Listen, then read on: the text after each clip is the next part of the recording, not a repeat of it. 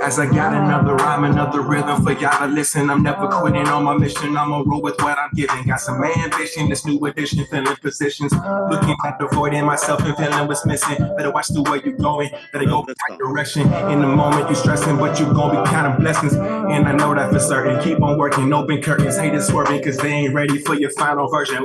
I'm never gonna give up. You're listening to the Tom Ficklin Show on WNHHLP 103.5 FM. Your home for community radio. Salutations, New Haven. Salutations, Connecticut. Salutations to the world, and salutations to all the daddy old puppeteers out there. And we've got a great show for you today. The three Musketeers of fun, and they seem to have brought all kinds of friends with them. So it could be a wild time, but it's definitely going to be some fun. So I'm going to start off first saying thank you to 103.5 FM New Haven for this time, for Harry being our engineer, Tom Ficklin giving us our time, and thank you, New Haven. And now I'll move us. I'll ask our guests to introduce themselves, and I'll start with Carol, move to Michael, and then to Daniel. All right, Carol, you're on. Hi, I'm Carol Glynn. I'm a performer. I do residencies with students. I write plays with students. My big thing is bringing the curriculum out and putting it on its feet so that everybody can participate in it and move around while they're learning. At the same time, they get to boost their own self-confidence and learn to work together. So I do that in about 50 million different ways. To narrow it down. All right. Hey, we got cheers. Michael, how about you? Tell us a little bit about, you should also tell me a little bit about your passion. I forgot about that, Carol. So we'll come back to you about what your passion is. Go ahead, right. Michael. You'll start. Good afternoon or good morning, everyone. I'm Michael Wilson. I'm with the Hive Builders, and this is Dig B, of the economy. And we sit down and we present the image of fathering and community and dadding as the Hive Builders. So one of the things that we push, as you see the moniker right here, the Daddy Man and the Daddy-O. So we really try to, push the whole idea of father, not just for being a father, but dadding. What is the nurturing component of being a father? And we do it in a way where we use puppets, stories, and other games and activities to captivate the minds of children within us all. Yeah, excellent. Daniel? Yes, and I am Daniel M. Howell, also with the Hive Builders. I go by the moniker Daddy Different, and that makes us the Daddy-O's. And I'm here representing the concept of the bee economy, where you're being the best of you and I'm being the best of me. This idea of who we are, not what we are. We know in school very early on, teachers are asking, what do you want to be? What do you want to be when you grow up? And that's a projection into the future, and it's wonderful to think that way. But with all the things we're struggling with in just connecting and getting along, our decision was to decide to focus on supporting children and understanding who they're going to be daily. That's the economy. You being the best of you, me being the best of me, the economy. Well, Daddy, can I share my motto, the Dig B motto? Say your motto. Can we all say the Dig B motto? The Dig B motto. Good, better, best. Good, better, best. Never let it rest. Never let it rest. Till the good gets better. Till the good gets better. And the better gets best. And the better gets best. Can you dig it? Let it be dug. That's dig right, B. That's right. Now, when I say, can you dig it? You say, let it be dug. Can you dig it? Let it be dug. It is dug. All right. So what I'm going to move to think, well, first of all, we need to acknowledge that play, when we think about trauma in children's lives, the first three therapies are art, music, and movement. And our three guests today, this is what they do. You are walking, living, breathing therapy to children and adults and to teachers. And it's a thing that's so sorely needed when I think about what's going on in our schools right now. Play, it's sort of, let's speed everything up. Let's get, concern on test scores and more testing And I'm just so pleased to have three Musketeers of fun today. So, Carol, can you tell us a little bit more? What do you do if you came to my school? What do? You come, you bake us cookies or something? No, no, well, no. But I come and I could do an assembly on a couple different topics, and all my assemblies and things that I perform bring all kinds of students up. I do ones on the right now I'm doing the Constitution. I'm doing a show on the government. I'm doing Connecticut Legends. I'm doing all of these productions, but I bring up all the kids so they get to be part of it. So not only do we sing about it, we act it out, we sort of personify it, but then the kids get to remember that the Constitution was played by Larry. And so they have a connection to it and they have fun like that. I also do tons of workshops. Sometimes I do full-scale productions. I'll come into the school and I'll write a play with the students. We'll take a part of the curriculum and we'll bring it to life, and every single part of it has a part. And we act it out. And we, over about 10 sessions, we then present it to people. I do a lot of that. I used to do about, before the pandemic, I was at about 40, 44 full class productions a year. I would do that. I also do workshops where I just come in and I'm starting one on Indigenous tribes coming up, and we're going to be learning about all the tribes, and students are going to be comparing and contrasting them by sort of creating their own big giant Venn diagrams where they get to move around with the students. So we do all kinds of things like that. I also am the educational program manager of the Connecticut Storytelling Center. So we send storytellers out to help students learn the concepts of reading and listening and retelling and visualizing, and we play lots of games with them, and it's for all ages, and it's a busy life. And these are definitely insights into ways to produce higher thinking motor skills in kids. So that's Absolutely. there. Play is the highest form of creativity. So let's think about Michael and Daniel before I come to you. John Dewey, over 100 years ago. So he's always the progressive educator we hold up in the light and we say, here's, the father of progressive education, child-centered education. And Dewey had an interesting idea about children coming to school. He said, how we talk about we need to get children ready to come to school? Dewey said every child is born ready for school, ready to learn. They have 4 native impulses: to question, to build, to communicate, and to reflect. And he said, every child comes to school. Then people used to always ask him, well, what's wrong with school today? He's saying school. So I think when I'm listening to the three of you today, what I'm hearing is honoring that student center approach. And Dewey knew that not only was a way to make kids smile and have fun, but it was the way to release the creative juices that lead to higher thinking orders. So Michael and Michael, let's tell us what is it you do? What you two are down on some kind of grant in Waterbury right now, right? You drove all the way up here from Waterbury. I hope you drove the speed limit now. The turn on. Yes, you did. All right. So tell me about this Waterbury project. Either one of you, you can join together. You're both together. So through the Bridge to Success, they have developed over the last 5 years a program called Boost. It's a community school dynamic that's leveraging all the resources, partners, and stakeholders in the community to come around and create a 360 kind of wrap of services for not just the school or children, but that impact family and in turn affect the community development. So we submitted a proposal from the concept of what we designed in our company as hive builders to start to create that hive within the context of one of the schools through our program that we have called Being Community, a pun on bees again. So the Daddy-O's Being Community, and we're coming in to help kids understand what it means to connect, right? More than make contact. Today, in this world of social media, right now, we've made contact through this digital platform that is Zoom. But as much as we're sharing our voices and our stories, the connection isn't quite there, although we've made contact. We want to support them in understanding how they connect as individuals for common goals as the hive.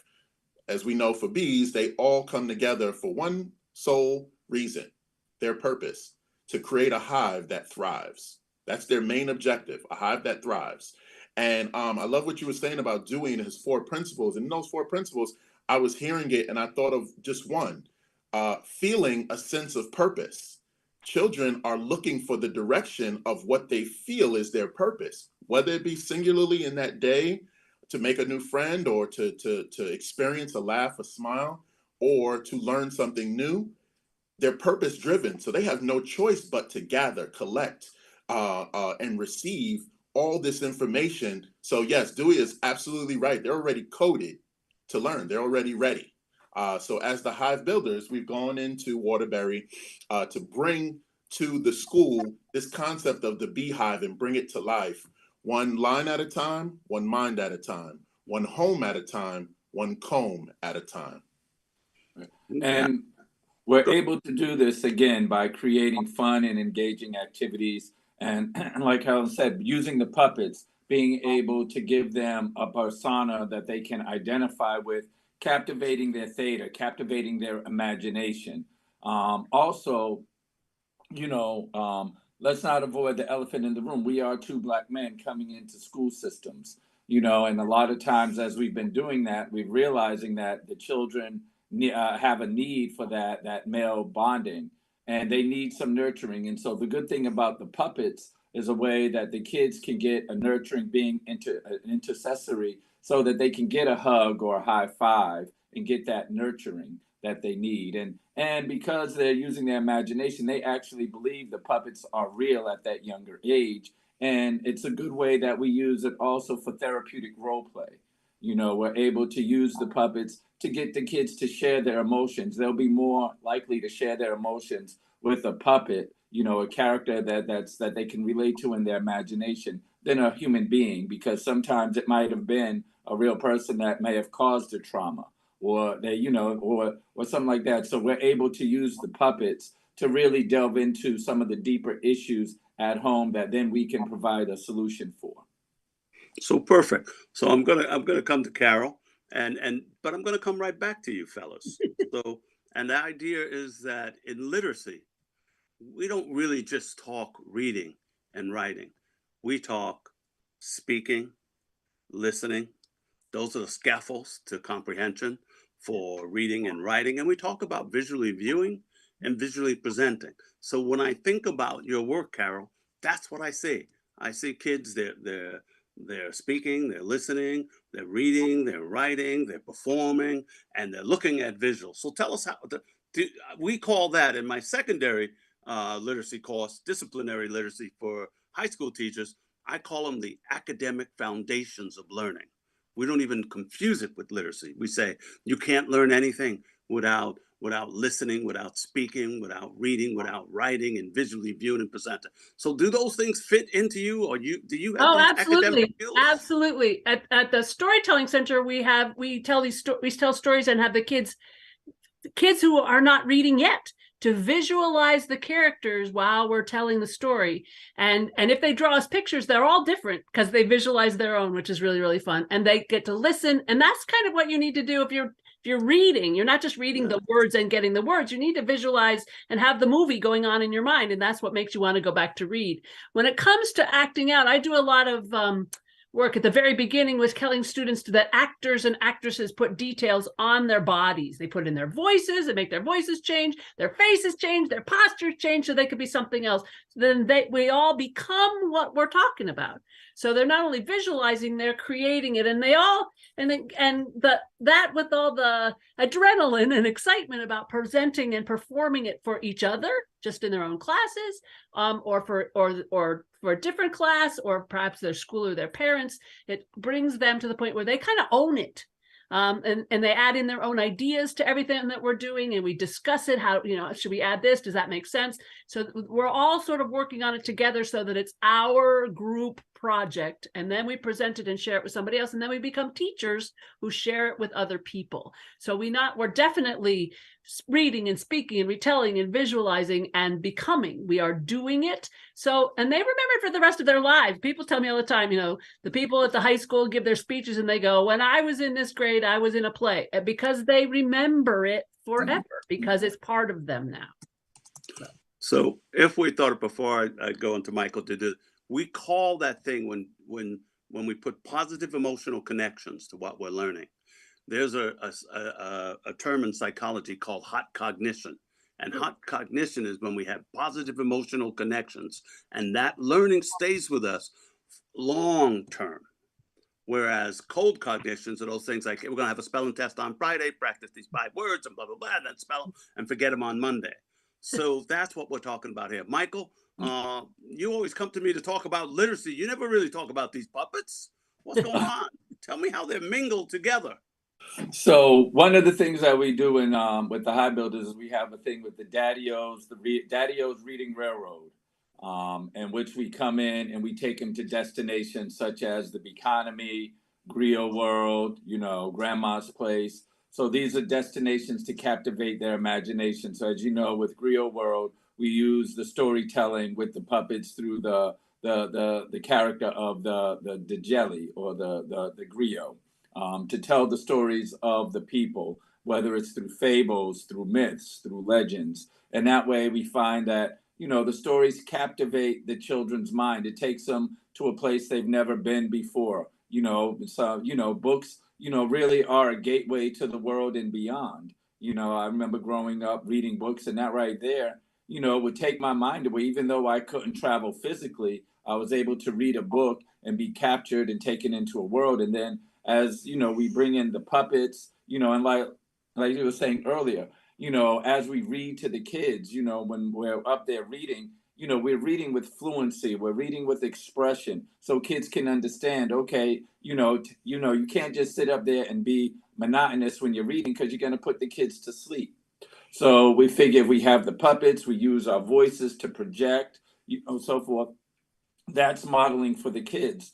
And the fact that when they see, men who are nurturing and kind, we have readers who are strugglers, but because they feel nurtured, they will still come up and get in front of the class and get over their fears of, speaking in public. So, and getting that nurturing that their peers are going to help them and encourage them to read and get stronger. So these programs right here, through the puppets, through the whole idea of being mindful, and like you said, that hot cognition, instilling the kids with positive thoughts all the time.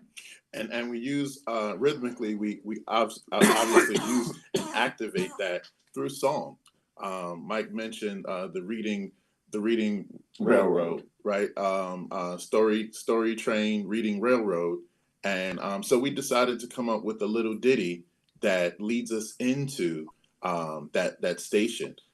We should bring Children of all nations, here's your invitation. It's time for the story train. Ba-da-ba-da-ba. Your imagination sets the destination when you're on the story train. Come on and get on the story train. Won't you come and play? Get on board today and let's explore on the story train. Get your ticket, come and play. So it goes in with the 3 S's, sight, sound, and song. And especially we're dealing with the younger kids, and that's how they pretty much learn. Like you said, they sight, the sound, and the song. But we put it in, include it with the song, it stays into the cognition, it gets embedded, and it's catchy. And now they're singing it, and without them knowing, they're building the muscle memory and the learning and the sights and the sounds and the songs. So we're making that social emotional connection to our learners, and we're doing. If I go back and I pick up Michael's book, Daniel, start seeing the 4 B's. B for good night, and then we start understanding. And I read through this book. There's also a lot of positive behavioral messages to how kids should act and behave and full of respect and love and dignity in there. So that's an important piece. So I want to come back, Michael. I'm going to ask you. You got a unique story. I live in Elmwood, so all of a sudden one day this thing came up. The what do they call it? The West Hartford patch, and all of a sudden I see this guy's got like a truck. Looked like with all kinds of those images behind you with puppets and bees and all that coming up, and they're telling me all about this Daniel Morel. And I said, wow, this is a really cool stuff, a series of books. So tell us, you did that during COVID? Is that how you began this? So I'm actually the author of the 4Bs Before Goodnight, Daniel M. Howell. Oh, okay, yes. And yes, that was my I call it the buzz buggy. And obviously all the puns on the word bee and the characters, the bees. And that's actually how Mike and I came together. There was an interview being done at the time, CT Insider, and Michael happened to be driving by and was intrigued by this colorful buggy on the roadside, and was obedient enough to stop and inquire. And we got to meet each other and learned that we both use monikers that start with Daddy. Daddy Different is my moniker, and he's Daddy Man. During COVID, the impetus for this book came as a result of me failing as a dad. I recognized that one night, having been very aggressive, frustrated, and aggravated with my three boys at the time, who were 3, 5, and 6, as primary dad, 25 hours a day, 8 days a week, the chaos in COVID of what it meant to be primary, I just didn't have an understanding of what it meant to make that transition. Society tells us that our roles as men, as males, as fathers, are to provide. However, COVID does not listen to what those roles were, and decided, hey, whoever needs to step in needs to step in. And in that time, that was me. And it didn't bode well in the first phase of that. So failing one night, I'm in the mirror doing some self-inventory, something that I regularly do, crying.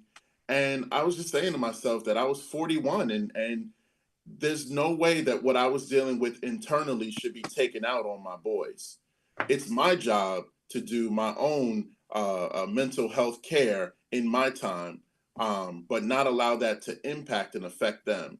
So as a result of me making that decision, I decided that day I needed to do things differently, and found online an amazing framework of bedtime, coined by Dr. Laura Jana, an article from healthychildren.org that presented the 4Bs as a process to establish bedtime routine.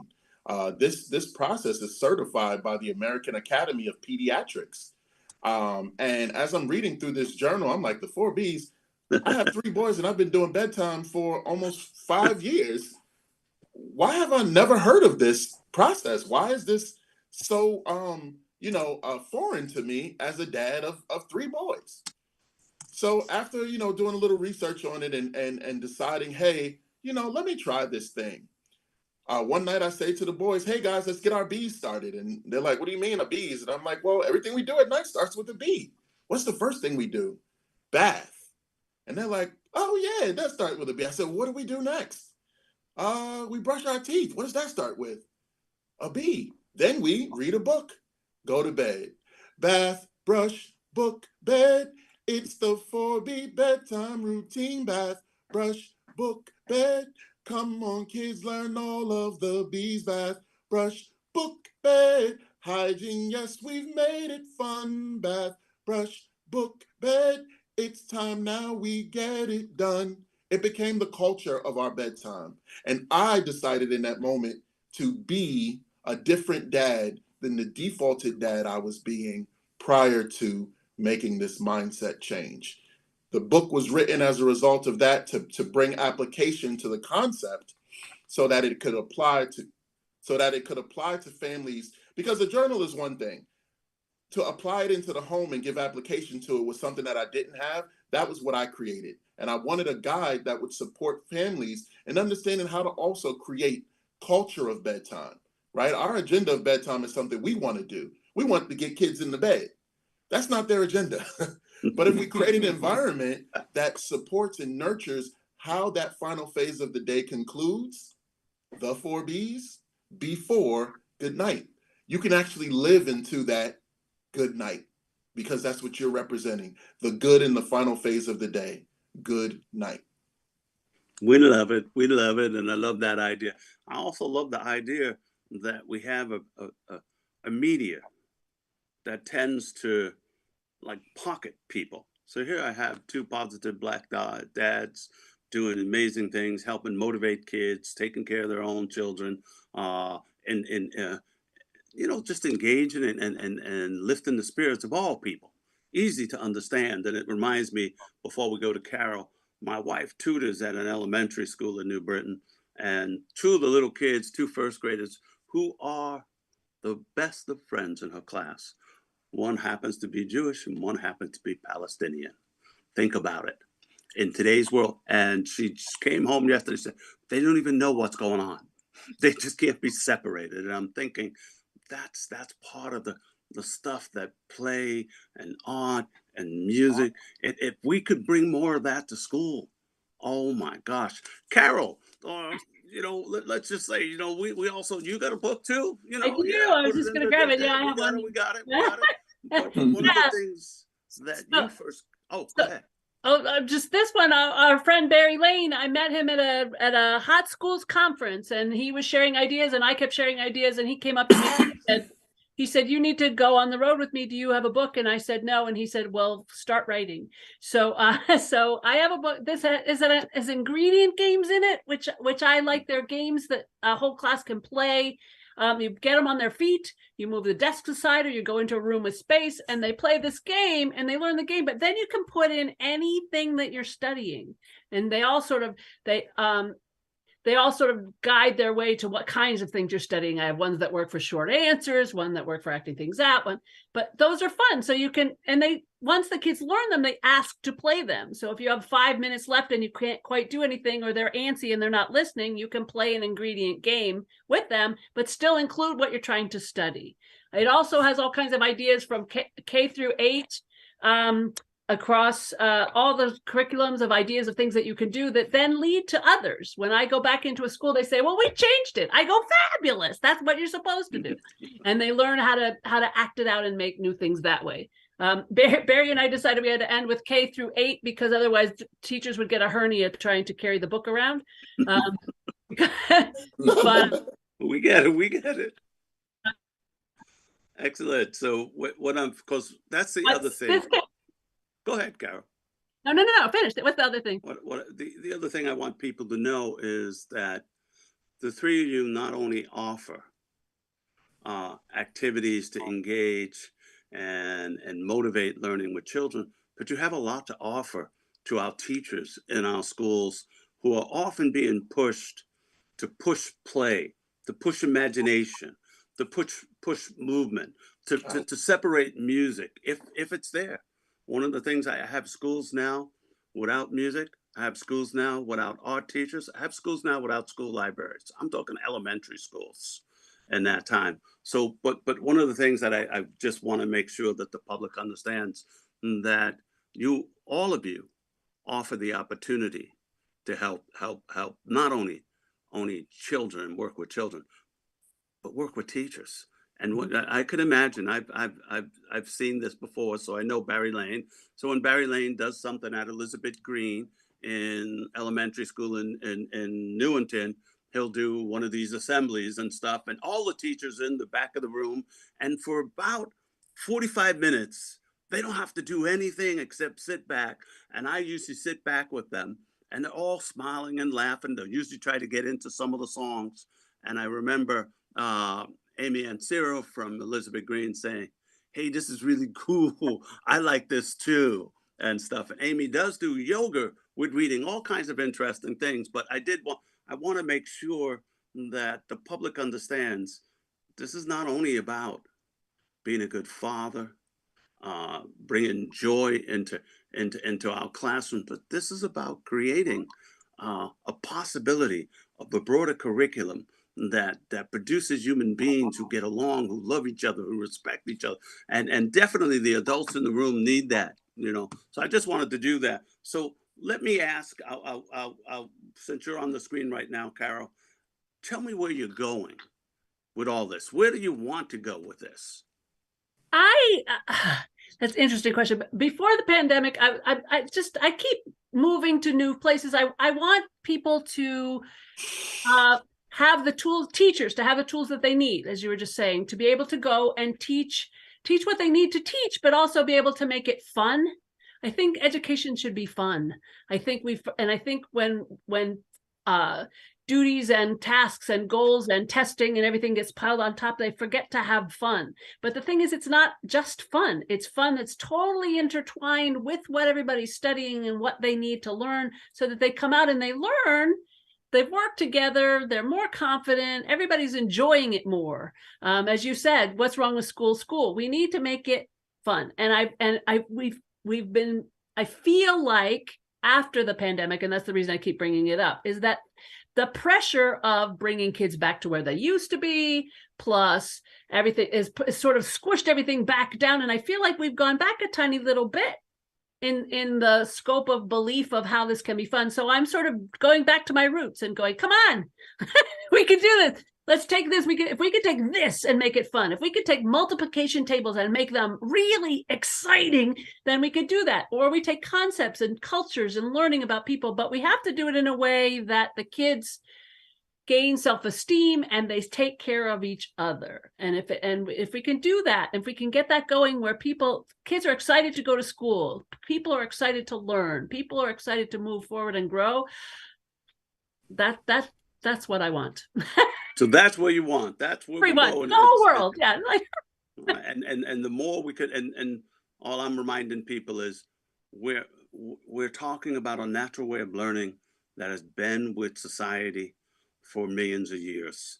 So when I love to work in my garden, because that's where I learned, in the garden with my grandfather, pulling weeds, digging, working. And because he was singing, we always had something good to eat, and he always made me feel good. Somehow I didn't realize I was sweating. My hands were getting dirty. My mother was going to yell because my clothes were getting dirty. And my grandmother was saying, get him out of the mud.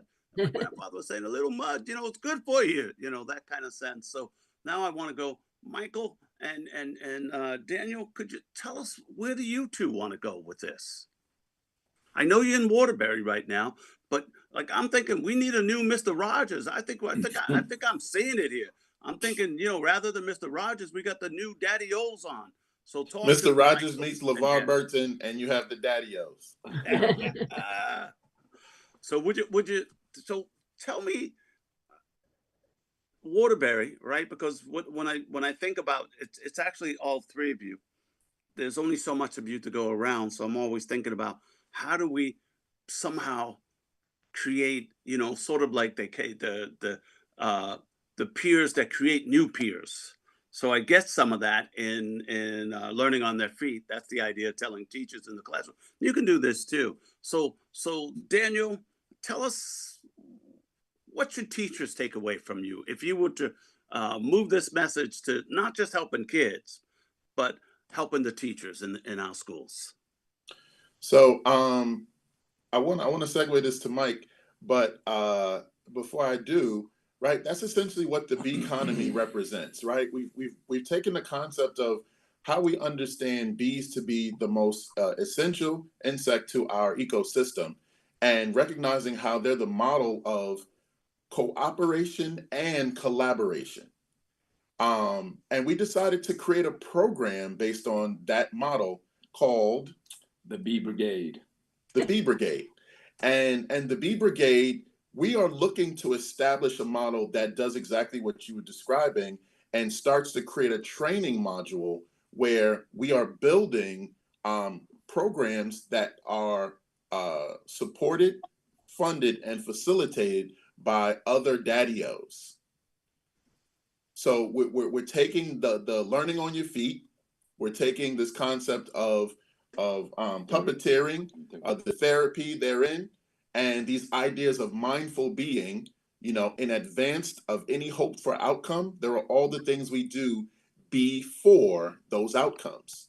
In advance of any hope for outcome, there are things we do before that outcome. Before this, before that, learning made sticky, like honey splat. Mike, tell them a little bit more about the Bee Brigade. So with the Bee Brigade, one of the things that schools, like we're saying, have been dealing with since the shutdown and the pandemic is absenteeism. So the reason why we created the Bee Brigade is because we wanted the children to feel a sense of belonging as well as a sense of accountability. So that we can then, we help gradually, seeing a reduction in absenteeism. Again, by being able to have a curriculum that can supplement what the teachers are doing, it makes their job easier.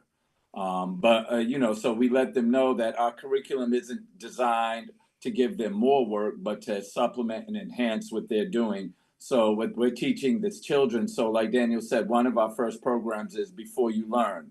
So again, so many of the students today, because of being homeschooled, they don't know what it means to be a student, how to be a student. So you can't sit down and expect them to get results if they don't know what is that process. So one of the things we're going to be focusing on is, giving the students a sense of fun, why they want to learn, like you said, about the whole 4 cores of how children are born to learn and wanting to learn. So we're just going to ride that momentum, with the economy, giving them the brigade. And the other thing is having incentives, and not all monetary, but just award for things that they've earned. Not so much just because, but you were not only just coming, but also being engaged, because we don't want you here and having a bad attitude, because again, that's going to cause, the hive not to thrive. That energy, that attitude. We talk about, what do bees get? They go out and they get the pollen to create what? Nectar. Nectar is sweet. I don't know anybody who's had bitter honey. It's sweet. And why is it sweet? Because again, everybody is on one accord, like Daniel said, to produce a hive that thrives, that produces wonderful, sweet honey. And that's all we're trying to do. We're saying, listen, the learning that you're getting is your pollen, and what you share and how you apply it is your nectar. So one of the programs that we do have to deal and show as we call the sharing. So at the end of the week, the kids will take home what they've learned and literally share it with their parents. But in this context, the roles are reversed. The child already has the information. So through word anagrams, different types of questions or riddles, the child is the holder of the answer, but the parent now becomes the student, and they play that role in opposites to share what it is the child has learned, but also working on and create that continuity of learning. As a principle of what they've learned, the parent is now introduced to this concept and now can fulfill how that concept is delivered from school to home and hopefully back into the community. That's the secular nature of how it is we've established our program to support the child, to support the family, and hopefully therein support the community.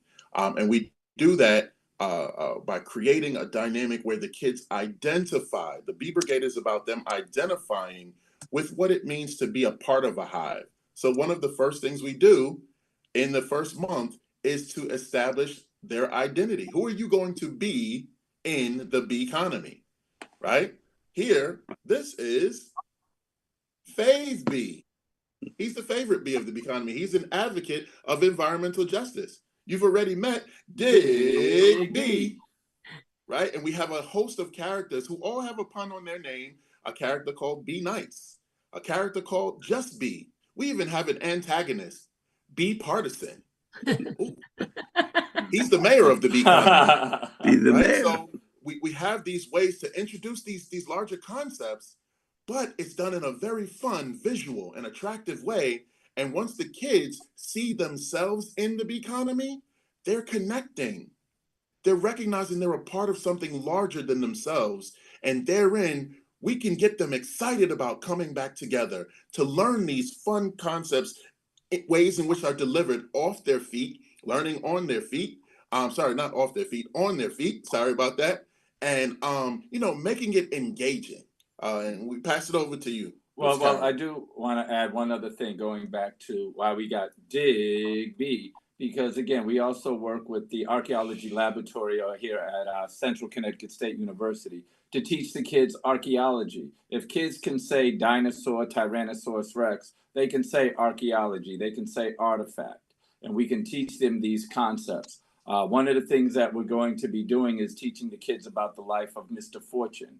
And tying it in, so we tie in stories that are related to their community. So not only are they reading about it or hearing about it in a story or a book, but now they can actually go someplace in their community and say, this person actually lived here. This is something that now I can relate to. It's just not something in a book, but hey, if this person can overcome these obstacles in this time, and I know we have obstacles, but it's not as bad as it was then. How can we then, move forward and, thrive in this world that sometimes doesn't seem to want us to thrive? So, Carol? Carol, so I'm wondering about, you had mentioned quickly earlier on, you mentioned the Constitution. Yes. So I'm wondering, are there social studies connections to the stuff you're doing? You have in your book, you say across the curriculum. Well, yes. You did do a little math. The Constitution starts with, I created it because a librarian asked me, I was doing my legend show in her school, and she said they needed to celebrate the Constitution and they liked my legend show, so they wanted that. So I've been doing it for a while. But I do it all year, and it's for all grades. But the point after that, you can go into, I often have follow-up workshops in classrooms where we talk about the 3 branches of government. We have games where we try to pass a bill, and we pass a bill in the classroom. We don't pass a bill like, we have a veto, and we explain how it all works by making all the kids be part of the government. We have leaves for legislators and leaves for judges and a president. We set it all up so they act things out that way. We also, we're moving in this last week. I presented this in a school, and we're doing it sort of as a timeline song that takes us from when we were mostly the Europeans came over and became colonists, and it was the colonist view of what happens in order, what happened first when the Declaration came, and all of those things later. So we started out this unit, and now we're going to be working on Indigenous tribes, but we're going to take the timeline with all the pictures of the kids and make our own timeline of what the colonists were doing, and then go back and put in what the tribes were doing at the same time, and how this was interacting with each other and moving that way. But we have fun. I bring all these kids up, and we sing the preamble. I explain what I describe it as the opening paragraph, thesis paragraph, the most famous of all time. We sing, and we set them all up and talk about how each kid is I dress them up before they come, and they represent each part of the preamble, and then I sing the preamble in itself, and then I sing the version that makes sense to us. So the version that makes sense to us might make more sense at this point. It goes, we the people who live in 13 colonies want to create one country where we can be free, set up some rules and laws to help us get along smoothly, protect ourselves from others who might be angry. We want our people to be happy, to respect each other and enjoy being free, not just us, but our children to create and present you this Constitution of the United States of America. And by the time we've done that, thank you. And by the time we've explained all the parts, they're all in costume. We have a colonist, and we have a policeman, and we have a soldier, and we have somebody wearing a graduation hat and carrying a basket with food and money, because that's what we want for our people. We have a Statue of Liberty, and we have a parent with kids, and then somebody. So we explain all those parts, and by the time they get it, they kind of understand, and it's not just this elusive thing that they hear about. But then we tie it in across the board and have them learn history and where we were and how that works. I had a kid fall off his chair once in a classroom because he thought the terms taxation without representation was a hilarious concept. He literally fell off. I'm like, I can't see how that's funny, but apparently he did. So it could be funny, over there. Yes. Oh yeah. We so- try to throw in humor all the time. Yeah, because that helps All right. everybody learn. Yes. So I'm going to bring us to this concept that I often will talk to administrators and teachers about the hidden curriculum. And I'll say, what's the hidden curriculum? I'll say the regular curriculum is boring, static. It's meaningful, but it's hard to get through to kids. So I'll say, what's the hidden curriculum? That's when we do a little smoke and mirrors. That's when we bring in our puppets. That's when we bring in our music. That's when we bring our art. That's where we get to those things. Carol, she mentioned the HOTS conference, schools HOTS conference. Well, that's not about hot band schools. No. That's about higher thinking orders. Higher order thinking schools. Higher thinking order skills. That's the stuff we're talking about here, because what I'm hearing is a hidden curriculum that Michael, that Daniel, and you are delivering critical content in a way that kind of inspires deeper and further learning.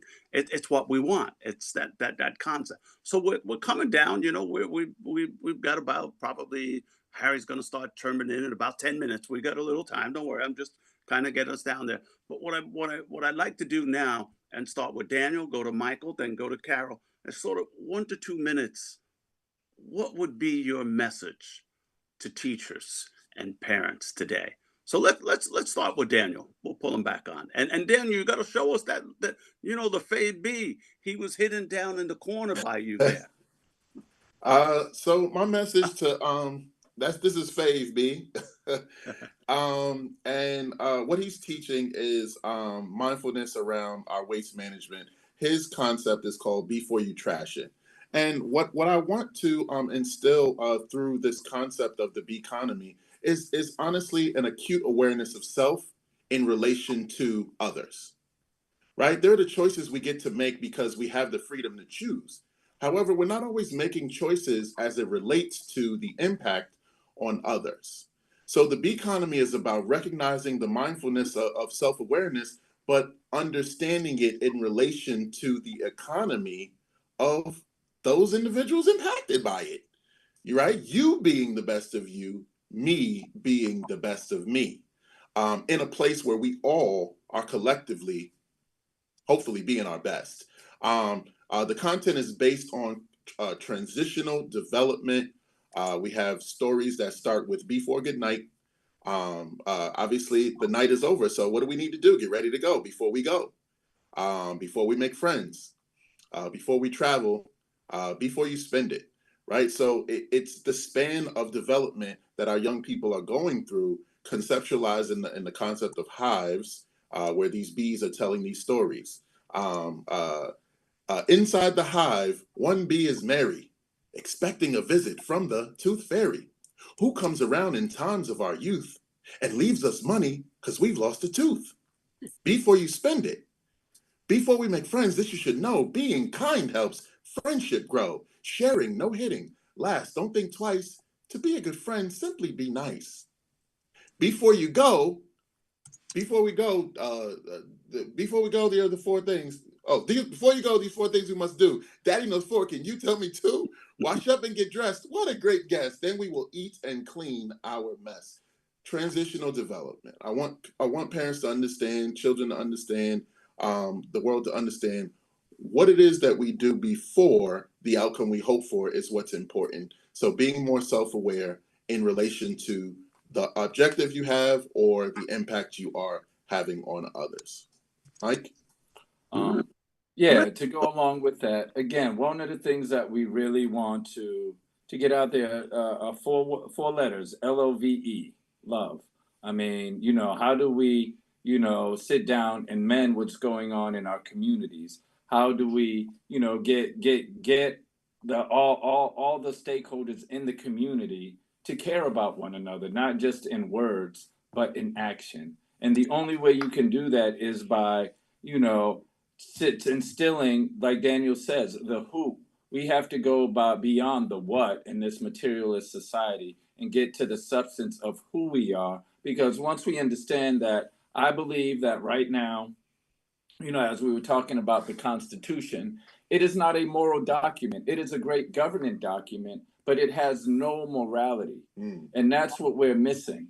So we need to sit down and become the who and get an amendment to put morality and humanity in the Constitution so that our policy isn't profit over humanity, but that humanity is profitable.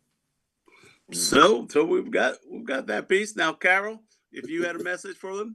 For teachers, I would say to try to include fun and activities in what you're doing. You're getting so much pressure to just get it done in a tiny little amount of time. But if you can set it up, you can do it you don't have to have fun be separate from learning. You can mix it all together so that they can actually learn. Because in my experience and watching what I've been doing for such a long time, the kids really nail and they remember it so much better if they own it, if they are part of it, if they've done it. I think for parents, you mentioned parents, Jesse, I think, to borrow from my friends here, be present. Put your phone down. I've written a play about putting your phone down. Kids are showing them what they're missing and how, while you were doing that, we were doing this, and the kids come up with all these different things. And short, we throw some curriculum in there, but that's but just to be present and have some fun and enjoy it. I think life, especially these days, is so hectic and so crazy and so hard, but if you take the moment and be present with your kid, that's what they're going to remember. They're going to remember that you sang silly songs with them on the way to school, that you did these things with them. As Jesse said, I was in the garden with my grandfather. You still remember that. Those things are the things that actually count. So what if they have 2 sandwiches because you put one in the wrong bag when they got there? Be there and be yourself and be present. That would be. All right. So we've got be present. We've got have fun. And so when I'm looking at this concept, it shouldn't be revolutionary, but it is revolutionary in a nation that spends $2 billion on standardized testing each year. That doesn't come back. The results don't come back until the students are in the next grade. Right. So that would be like your doctor finding out that you had some critical, took an X-ray or a CAT scan and found something critical. And should be taken care of right away, and says, well, I'll get back to you next fall. I'll let you know. At that point, that would be medical malpractice. So $2 billion on that. I say we should take $2 billion and start bringing more Michaels, more Daniels, more Carols, bring more fun, bring more joy. Let's bring it back. I love the idea that put down your phone, and I had to write in the box. I had to write, well, that's not only kids, that's adults too, because I'm finding myself walking around this beautiful campus looking at my phone, and I've got all kinds of trees and all kinds of colors, and I'm probably missing some of my friends passing by. While you're there, just in the back, I want you to take a look. If you have access to your keyboard, put down how people can get in touch with you. You can tell us. So Carol, how would we get in touch with you if I wanted to contact you? Or how do I get these storytelling people? Do I just yell out the window? Connecticut look up Connecticut Storytelling Center. It's constory.org. But just if Connecticut Storytelling, as somebody said, the director described us as the best kept secret in Connecticut. But we work with about from 7,000 to 10,000 kids a year, going into their classrooms, helping them tell stories and express themselves and appreciate that. We bring in stories that tie into whatever you're working on. If you're doing multicultural stories or some other kind of program, we have all kinds of programs. I'm carolglennproductions.com, and there we go. Oh, there you go. There it is. There you go. Got it. Thank you. Yep. You'll find us there. You'll find out about our annual festival. It's in April. It's in New London, Connecticut. You'll find about our celebration shows that we send out to schools and libraries and things all over in November. And our schools program, that's the part that I work on the most. And I send storytellers into schools all over the place. And we come for one visit, or we come for lots of visits. We can send you one storyteller. We could send you 5. It's awesome. So, all right, Daddy-O's. You got to tell us, because I don't want to just shout out the window, Daddy-O's, where are you? Tell us how I find her. So to book us, you can find. We sent our email address through chat. So to book us, you can find us through that email address. The Daddy-O's actually just unified this May. We formed our LLC. So we still have our separate parts. Mike is Griot World. I am the 4Bs Before Goodnight. So you can find me at www.the4bsbeforegoodnight. And Mike, you can find him on Instagram. Instagram, Griot World Harlem. If you IG Griot World Harlem, that's GRIOT World Harlem. So HARLEM. So GRIOT WORLD Griot World Harlem on Instagram. And you can reach us at 860-680-3235. And again, bookings at thehivebuilders.com. Bookings at thehivebuilders.com. Or more about the Beconomy at beforegoodnight.the4bs.com. beforegoodnight.the4bs.com. Add an S to the And you can always find, we can always find any of these, just in case you didn't hear all their hashtags and the addresses. You can always contact Dr. Turner. CCSU, just put in Dr. Turner, the CCSU Literacy Center. I can tell you how to find Michael. I can tell you. I now know where to find Daniel. I can find Carol. They're ready. We've got them. And yes, we are. More and more of this. So we're down to our last like 30 seconds and stuff. Maybe Daddy O's, can you give us that song again? Which one? The Story Train. You could do. Well, we love them all. Children of all nations, here's your invitation. It's time for the story train. Ba-da-ba-da-ba. Your imagination sets the destination. When you're on the story train, come on and get on the story train. Won't you come and play? Get on board today and let's explore on the story train. Get your ticket, come and play. And that's it for today, folks. Sorry, Carol. Harry's giving me the sign that he's going to turn on the music on us and stuff. What a blessing. Thank you. I can't believe that we have to tell the world that we need to have joy. We have to have music. We need to have art. We have to have movement. I can't believe we have to tell our policymakers and our legislators that. Thank you. Thank you. It was a blessing. Thanks for having us. Thank you. Nice meeting you, Carol. Hopefully we'll be in Yes. For y'all to listen, I'm never quitting. I'm with what I'm giving. Got some ambition, this new edition, filling positions. Looking at the void in myself and feeling what's missing. Better watch the way you going. Better go in the right direction. It won't make you stressing, but you gon' be counting blessings. And I know that for certain. Keep on working, open curtains. Haters swerving, cause they ain't ready for your final version. I'm never gonna give up. Fall down, I just gotta get up, yeah. Cause this is my road. Let's camera